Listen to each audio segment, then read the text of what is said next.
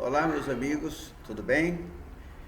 Que a graça e a paz da parte de Deus, nosso Pai, da parte do Senhor Jesus Cristo, esteja com todos vós. Vocês sabem, têm acompanhado no meu canal do Pastor Aragão, canal no YouTube, tenho falado bastante sobre os Illuminatis, sobre a 13ª linhagem de Satanás, sobre como eles querem controlar o mundo, não é? A intenção de um domínio mundial. Tudo isso nós sabemos que é por causa da nova ordem mundial, por causa da vinda do Anticristo. Nós sabemos que eles querem muito, estão conseguindo atingir os seus objetivos. Não porque eles sejam tão poderosos assim, não porque eles sejam os bambambãs, não. É porque está no plano de Deus a vinda do Anticristo. Porque antes que o Anticristo compareça na terra, dê as suas caras, antes que apareça alguém que diga assim: ei, sou eu o Messias, sou eu o Salvador, antes que ele apareça, Jesus Cristo, o Senhor dos Senhores, o Rei dos Reis, vem buscar a sua igreja. E nós temos procurado colocar no ar tudo quanto a gente pode. Vocês veem que eu coloco base, não é? Eu coloco referências, agradeço inclusive as pessoas que, por fazerem o seu trabalho, me deram uma base sólida para falar sobre esse assunto, né? Eu tenho citado muitas e muitas vezes os livros de um pesquisador e escritor norte-americano por nome Fritz Springmeier, né, que dá uma contribuição tremenda para que a gente possa falar, para que a gente possa ensinar. E isso tudo vai levar a gente até o Anticristo. Temos muitas outras bases, damos datas, damos as editoras que publicaram, às vezes nós nos aproveitamos de, como é que se diria assim, de postagens no próprio New York Post, nós pegamos revistas e tudo aquilo em que nós podemos dar uma base para você. Citamos para que você possa até pesquisar na internet, e se você tiver um bom inglês, você vai encontrar muita coisa boa. E hoje eu vou aproveitar e vou colocar aqui um vídeo que não é de minha autoria. Você pode até achá-lo na internet, mas como eu achei muito interessante e faz como eu, mostra coisas antigas. Por que coisas antigas? A intenção de mostrar coisas antigas é para que você perceba que esse negócio de nova ordem mundial, de dominação mundial, de redução da população, e muitos fazem pouco caso dizendo que é a teoria da conspiração, e é realmente o que está por trás. Ninguém sabia como foi formada a CIA, não é? E a gente colocou aí, ninguém sabia que por trás do assassinato de Kennedy, de Martin Luther King e muitos outros estavam as famílias Illuminatis. Ninguém sabia que Rockefeller mandava no mundo. Somos nós os que estudamos e que procuramos trazer isto para vocês, para que vocês tenham a mente aberta. Então eu vou usar um vídeo aqui logo em sequência das minhas palavras, e com certeza não será um vídeo monetizado, porque a pessoa lá vai estar aí o canal da pessoa que colocou esse vídeo no ar. Eu quero parabenizá-los por ter feito um trabalho tão bom, e vocês vão ver muitas coisas esclarecidas, coisas que vocês nem imaginavam. Quando a gente pensa que o Lula é a pior praga do mundo e o PT pior que ele ainda, e os partidos políticos brasileiros são um lixo só, você acaba descobrindo que ainda existe no mundo coisas piores do que PT, Lula, PMDB, PSDB e esses partidos aí que nós temos aqui no Brasil, viu? Nós podemos sim ter os olhos no alto e responder como o salmista respondeu quando ele mesmo fez a pergunta: elevo os olhos para os montes, De onde me virá o socorro? E ele mesmo responde: o meu socorro vem do Senhor que fez os céus e a terra. Nós vemos tudo isso, nós vemos o que está acontecendo, nós percebemos a derrubada das torres gêmeas, nós percebemos muitas coisas aí, fica todo mundo apavorado, porque vê um tsunami, aí saem fazendo profecias cataclísmicas tremendas. Ora, um tsunami pode ser provocado pela detonação de uma bomba no fundo do mar. Você sabia disso? Que não precisa Deus mandar o tsunami? Mas ele controla? Controla. Deus está no controle de tudo e a sua palavra vai se cumprir, quer queiram, quer não queiram. Passa o céu e passa a terra, mas a palavra de Jesus Cristo permanecerá eternamente. O mesmo você não pode dizer dos Illuminatis, não é? Passa tempo e eles estão morrendo e vão continuar morrendo, vão procurar o seu lugar no inferno e nunca mais se levantarão, a não ser para a condenação eterna. Então, um bom vídeo para você, assista, dê a sua opinião. Nós continuaremos trabalhando com vocês. Nosso próximo vídeo vai ser sobre como, o próximo que eu quero dizer é o depois desse, vai ser como Hitler conseguiu financiamento para a Segunda Guerra Mundial. E antes de eu já postar o outro vídeo para você continuar assistindo, eu quero chamar sua atenção para o fato do Papa, o Papa atual, o Papa Francisco, tão bonzinho e maravilhoso. Ele é tão bonzinho que se uniu aos inimigos do povo de Deus. Está querendo colocar, ou já autorizou, é só você acompanhar as notícias, uma embaixada islâmica dentro do Vaticano. Eu não sei se você sabe que o Vaticano é um país. Agora veja a quem ele ficou. Ele ficou do lado dos inimigos de Israel. Nós nunca, sejamos ou não cristãos, devemos esquecer o que Deus disse a Abraão: abençoarei os que te abençoarem e amaldiçoarei os que te amaldiçoarem. E por que o Papa Francisco, tão bonzinho, fica do lado dos inimigos do povo de Deus? Porque creio eu, posso estar errado. Você pode me xingar do que quiser e dizer que eu estou completamente errado. Mas uma coisa eu digo para você, eu acredito piamente, totalmente, que o Papa é o falso profeta, é uma das duas bestas de que trata o Apocalipse, ok? Porque ele é aquele que será usado pelas nações do mundo, será usado pelo Anticristo para fazer milagres, para unir as religiões, para o caso de que nós possamos pensar que somos todos uma coisa só. E ele é o bonzinho, bonzinho nada, ele é o falso profeta.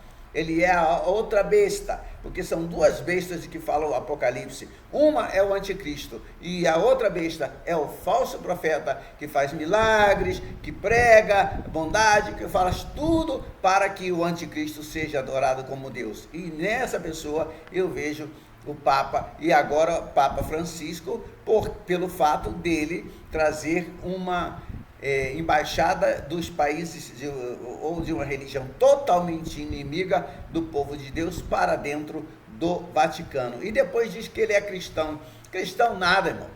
Ele é mariólatra. Sabe o que é? Mariólatra. É o que ele é. Tá bom? Continue assistindo o vídeo aí que fala sobre a dominação mundial. Que Deus te abençoe e que você continue assistindo nossos vídeos. O próximo será como Hitler conseguiu o financiamento, de quem ele conseguia o financiamento para a Segunda Grande Guerra Mundial. Que Deus abençoe a todos vocês e vamos assistir o que vem por aí. Amém? Você pode compartilhar, pode dar sua opinião e eu espero que você faça um bom proveito, porque coisa boa, viu? Coisa boa. E parabenizo quem fez esse vídeo aí.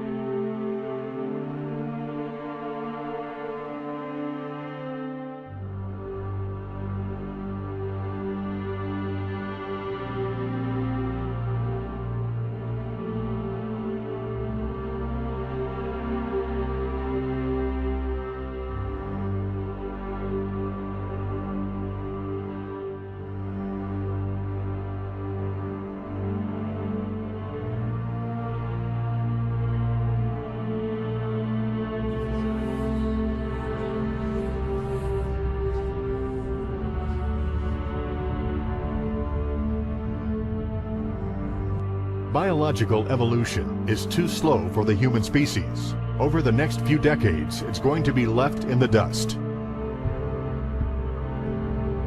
Eugenics dominated the 20th century. Its ruthless spirit has now metastasized into the fields of genetics, nanotech, and robotics. But that's not surprising. From their inception, all three disciplines have been dominated by eugenicists. The billionaire founder of Sun Microsystems, Bill Joy, courageously went public in 2000 to warn of a cancerous consensus among the technocratic elite that at best humanity would be completely enslaved by the year 2030, and at worst, mass extermination of everyone but the elite would take place. A who's who of the techno-elite are members of what is known as the transhumanist or post-humanist movement. Many of its adherents see only the beneficial aspects of technology's exponential rise, like bringing sight to the blind, sound to the deaf, and longer life for all. But what many of them don't know is that master eugenicist Julian Huxley founded transhumanism, and that society's controllers openly admit that the new system is designed to progress into absolute tyranny.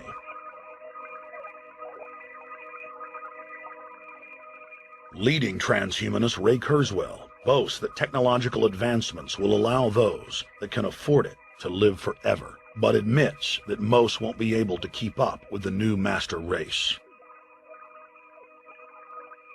The drive for world government is now all about who will control and have access to radical life extension systems.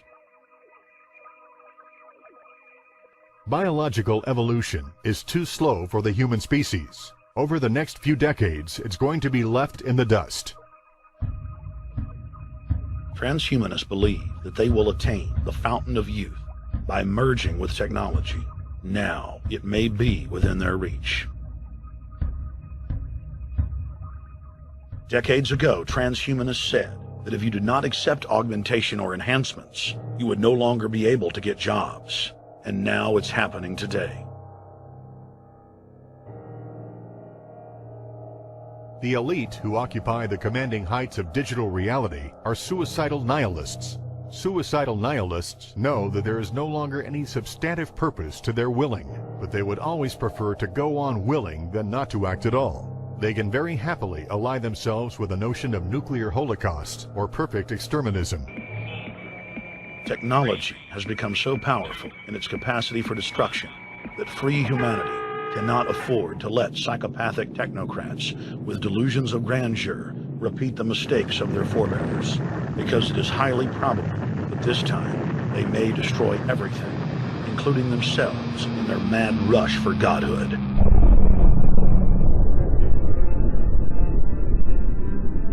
In this film, we have chronicled the Overlord's bloody orgy of experimentation, which already claimed the lives of more than 150 million people in the 20th century. And now they are promising to deliver an invincible tyranny that will dwarf their past exploits. In the days of World War II, there were sovereign nations and armies to stand against Hitler's final solution. Once world government is in place, no one will be able to stop the New World Order's plans for global population reduction. For those immune to psychological programming, hundreds of FEMA camps have already been built throughout the United States. In their quest for population reduction, no method is off the table. These dark builders intend to release a string of man-made bioweapons plagues, each one worse than the last, while at the same time expanding the police state to enforce an orderly extermination of the population, all in the name of fighting invisible terrorists. And the Georgia Guidestones stand today as a cold testament to the elite's sacred mission. To have a two-class system where the underclass are forced to live as slaves in tiny enclosed cities, while the elite enjoy the land of the earth, evolve into superhumans with the aid of advanced implantable technologies, live eternal lives and travel throughout the cosmos. This is the promise given to the inner members of the New World Order and the agenda of the Bilderberg Group.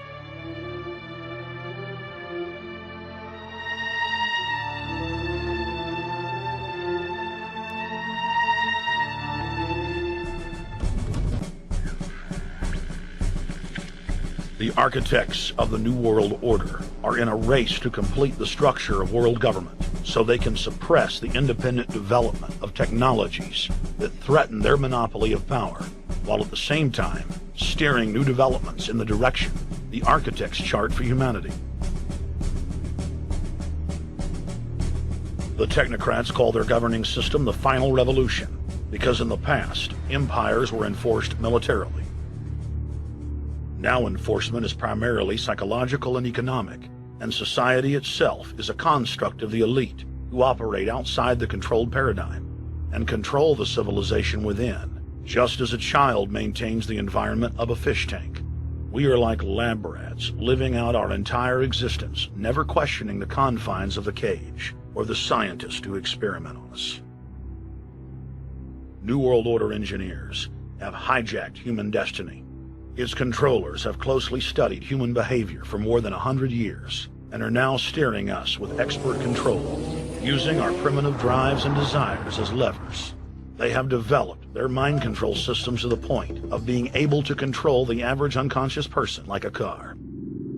In the near future, Earth is dominated by a powerful world government. Once free nations are slaves to the will of a tiny elite. The dawn of a new dark age is upon mankind. Countries are a thing of the past. Every form of independence is under attack, with the family and even the individual itself nearing extinction. Close to 80% of the Earth's population has been eliminated. The remnants of a once free humanity are forced to live within highly controlled, compact, prison-like cities. Travel is highly restricted. Superhighways connect the megacities and keep the population from entering into unauthorized zones. No human activity is private. AI supercomputers chronicle and categorize every action. A prison planet dominated by a ruthless gang of control freaks whose power can never be challenged. This is the vision of the global elite, their goal. A program of total dehumanization, where the science of tyranny is law. A worldwide control grid, designed to ensure the overlord's monopoly of power forever. Our species will be condemned to this nightmare future unless the masses are awakened to the New World Order master plan and mobilized to defeat it. Erected by a secretive group, the Georgia Guidestones are a testament to the elite's plan for a world religion, global laws, with a global court and army to enforce it. And set in stone, it is written that the population never rise above 500 million.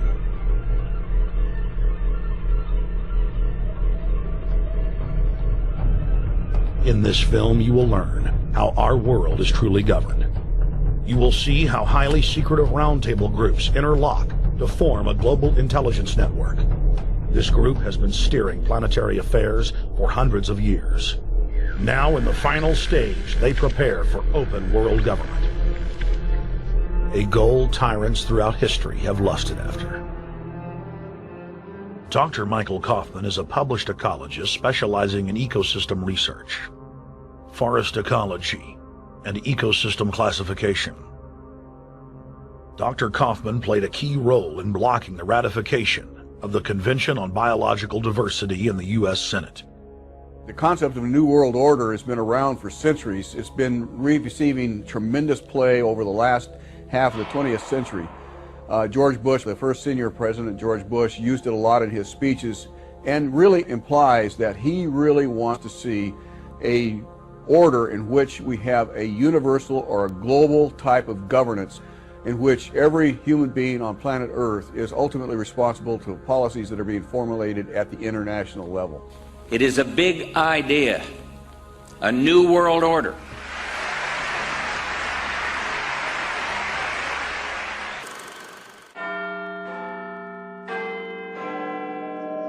Studying shadows like an indoor cat until dusk, when the sky walks me home.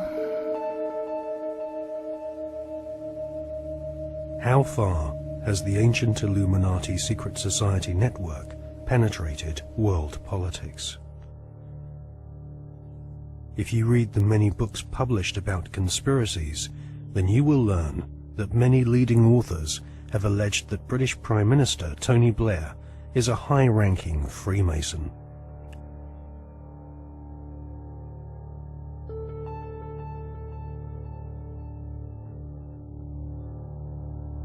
Mr. Blair is a Queen's Counsel barrister, a profession which has its roots in the Temple Bar, built in London by the Knights Templar secret society in the 12th century. According to many authors, Tony Blair follows the tradition of Masonic membership amongst large numbers of barristers and judges. Mr. Blair is allegedly a member of the 1591 Studholme Masonic Lodge, which meets, amongst other places, at the Café de Paris in London. The Prime Minister has defended his role in lobbying on behalf of a wealthy Labour Party donor who was negotiating to buy a steel company from the Romanian government. Mr. Blair wrote a letter in support of Lakshmi Mittal, an Indian billionaire who lives in London. Mr. Blair said the letter was a standard one, written on the advice of the Foreign Office. However, opposition MPs are calling for an inquiry into allegations that his intervention helped to clinch the deal for Mr. Mittal's company, which is registered in a Caribbean tax haven. Our political correspondent, Norman Smith, reports. Lakshmi Mittal donated more than £100,000 to Labour after the last election. Shortly after that, Mr. Blair wrote a letter to the Romanian Prime Minister in support of a successful bid by Mr. Mittal's company, L&M Holdings, to buy a Romanian steelworks.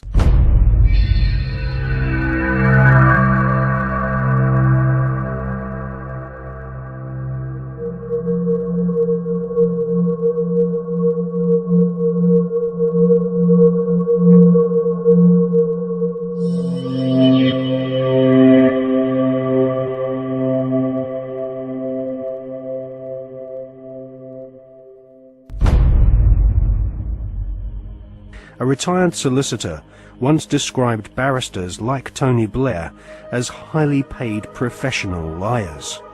So it is unlikely that Tony Blair will ever come clean about his membership of a secret society. However, one thing we can be sure about.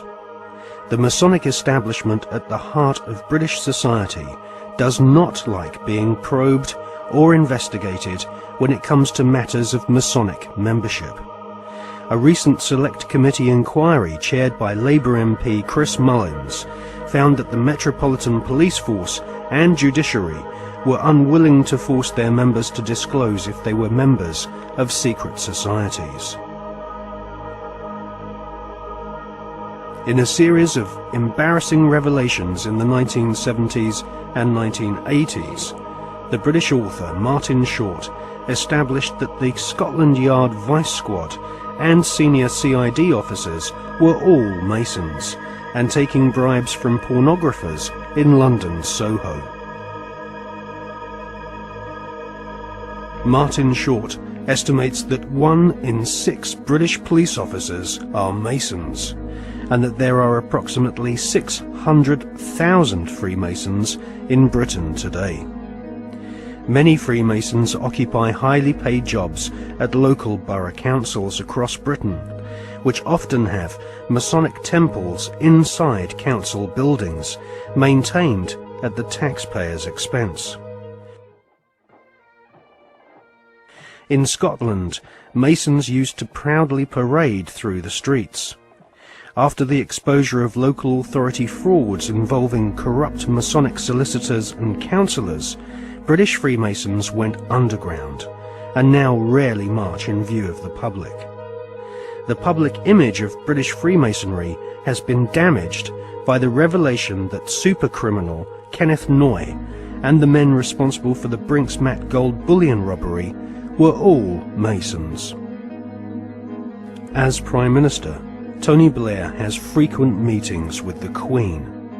She herself is Grand Patroness of International World Freemasonry, which has its Grand Lodge of England headquarters near Drury Lane in London.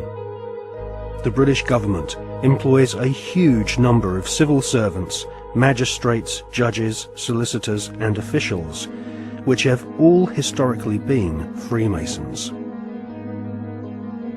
The deceased author of The Brotherhood, Stephen Knight, says that penetration of Freemasonry into the British establishment goes way beyond policemen and parish councils. Knight says that the Palace of Westminster, home to the British Parliament, is used as a meeting place for at least 2 Masonic lodges. One of these lodges is called the New Welcome Masonic Lodge, which regularly hosts blood-curdling rituals and ceremonies inside the Palace of Westminster. Members of Parliament from all political parties gather together, wearing white gloves, sashes, lambskin aprons, and wielding ceremonial daggers, swearing bloodthirsty oaths of allegiance to each other. Just where this leaves British democracy is anyone's guess, but the fact that these secret ceremonies take place in a building paid for by the British taxpayer leaves one wondering if Freemasons do not see themselves as superior to the average British citizen. Many researchers claim British Prime Minister Tony Blair is a high-ranking 33rd degree Freemason. This is the highest rank of Mason, and this elite cabal of British Freemasonry has its own headquarters at number 10 Duke Street, which some claim is connected to number 10 Downing Street via a secret underground tunnel. Inside the Duke Street headquarters of the Supreme Council of the 33rd degree, there is a red room, a black room, and a chamber of death which Masons use for macabre rituals based on ancient Jewish mysticism and Enochian magic. Once initiated into the 33rd degree, Masons are told they are superior beings, and the human population are referred to as being profane goyim, which means cattle. If Tony Blair is indeed a 33rd degree Freemason, then he is following in the footsteps of previous Prime Ministers, who have all been members of either Freemasonry, the Knights Templar, or the Round Table, which was started by Sir Cecil Rhodes following his economic conquest of Zimbabwe during the 19th century. Winston Churchill was also a 33rd degree Freemason, initiated into the Studholme Lodge at the headquarters of the 33rd degree in May 1901. Winston Churchill was also a member of the Order of Druids, who often meet at Stonehenge during the spring equinox, whilst members of the British public are forcibly restrained from this ancient megalithic site by thousands of police officers. The ancient Druid rituals at Stonehenge can be considered harmless when compared to the murderous, satanically inspired ceremonies of Freemasonry. Most Freemasons do not progress beyond the first 3 degrees or exams of initiation. These are often called the blue degrees. In fact, many Masons do not even realize that beyond the 3rd degree of Master Mason, that there are higher degrees. The higher degrees of Freemasonry are almost exclusively populated by men of aristocratic lineage, or ex-officers of the armed forces. In all, at any one time, there are no more than a few dozen men who reach the 33rd degree. As they pass each ritual test, the ceremonies become more bizarre and include symbols which can be found in ancient Egypt, with initiates being given pompous titles such as sovereign, prince, or knight.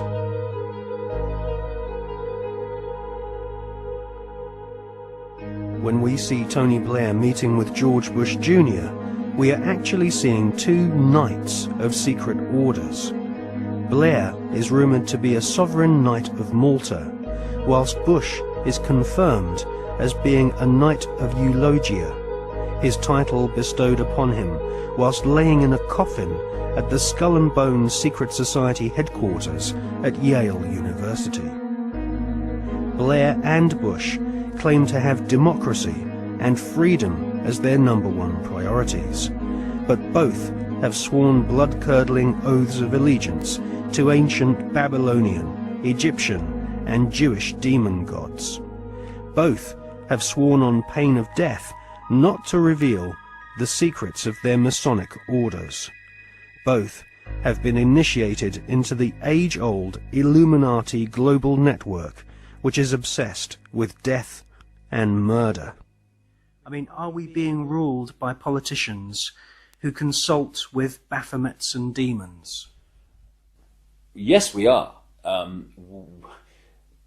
The way the world is structured is like a compartmentalized pyramid, and it's pyramids within pyramids, like Russian dolls, one doll inside a bigger doll inside a bigger doll. So you'll have a compartmentalized pyramid that is the British government, for instance, where the people at the bottom don't know what the top is really going towards, what the agenda really is. Just as in in a bank, you've got a bank, and the people at the bottom of the bank who take the checks over the counter, they don't know what's going on above them, and they don't know what's going on above them. And eventually, in all these pyramids, you have a tiny little number of people at the top that are actually the only people that know how the whole game fits together. Everyone else is just playing their part in ignorance. And so what the Illuminati do is they make sure that only their people, or those that are not a problem to them, will reach those levels of power in which decisions have to be made to push this agenda forward. When people say sometimes, well, you see these people everywhere, you see these one and these one other. Hold on a second. No, they're at these high positions of power. Therefore, because of this process of filtering them out, if you're not one of us, mate, you ain't going to get sponsored by the right people to get these positions of power. And if you slip through the net, there's going to be a scandal, or there's going to be something we're going to bring up that's going to bring you down, because you're not one of our guys. And so therefore, the ratio of people who are into these dark satanic rituals, etc., to positions of real power in the world are very, very high compared with the general population, where it's nothing like as high, of course. And so the question answers itself, in my experience, when people say, do you think the Prime Minister of Britain's involved? And my reply is he the Prime Minister of Britain? Yeah, well, he's involved, particularly Britain, because the reason, you see, that you cannot put a cigarette paper between the British Prime Minister ever and the President of the United States, whether Democrat or Republican, is because both are answering to exactly the same masters. And Blair and Bush, who are gophers, I mean, the real power you don't see. They're just, they're on public display, they're still at gopher level. They are far more terrified of those in the shadows dictating to them than they are of public reaction to them. Because the most that public reaction can do is kick them out. It's not the most that the people in the shadows can do. I was talking years indeed before Blair came to power, that Blair was a chosen one and that he would be brought through. And one of his tasks would be to take Britain into the euro, among many other things. And this is why Bush and Blair speak from the same song sheet, because the same people are handing out the song sheets. So yes, absolutely is involved. And so are the British royal family in horrendous rituals that go on at places like Balmoral. And if what really goes on comes out, and it will, people like Bush and Blair and the British royal family will have to reincarnate many times to complete the sentence.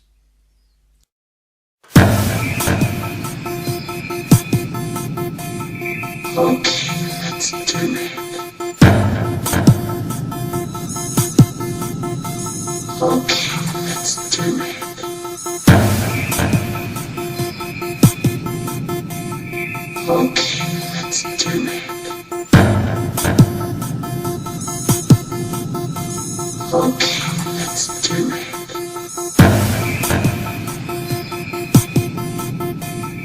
Okay.